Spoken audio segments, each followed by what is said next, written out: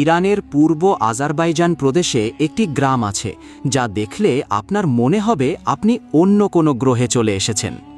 এই যে মৌচাকের মতো দেখতে পাথরের পাহাড়গুলো দেখছেন, এগুলো কেবল পাহাড় নয়, এগুলো মানুষের ঘরবাড়ি। এই গ্রামটির নাম কান্দোবান।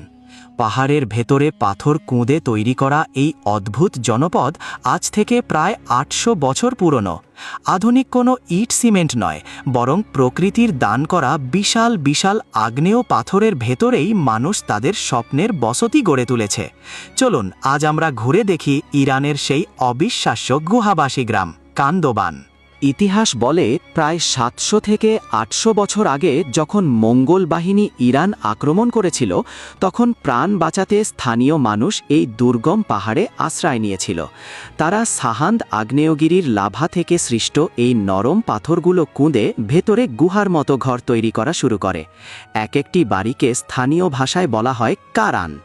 অবাক করার বিষয় হলো, সেই প্রাচীনকাল থেকে শুরু করে আজ পর্যন্ত এই ঘরগুলোতে মানুষ বংশ পরম্পরায় বসবাস করে আসছে।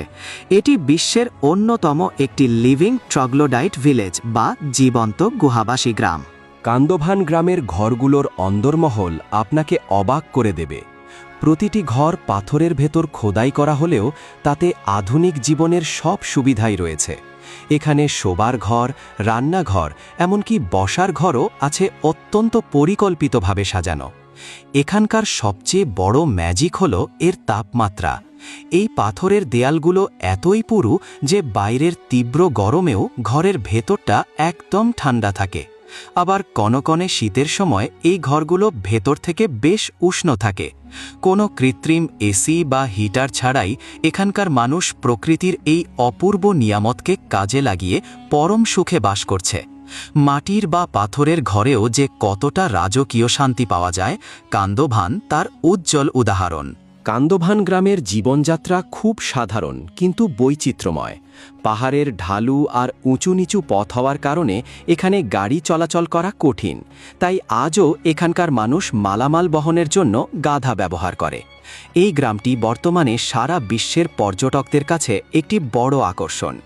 পাহাড়ের ওপর থেকে যখন পুরো গ্রামটি দেখা যায়, তখন মনে হয় যেন এক জাদুকরী মৌচাক।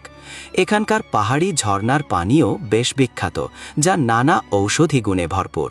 প্রকৃতির রুক্ষতা আর মানুষের সৃজনশীলতা কিভাবে একসাথে মিশে যেতে পারে, এই গ্রামটি তার সার্থক নিদর্শন। যুগের পর যুগ পার হয়ে গেলেও কান্দোভানের মানুষ তাদের এই পাথুরে ঘরগুলো ছেড়ে আধুনিক শহরে চলে যায়নি।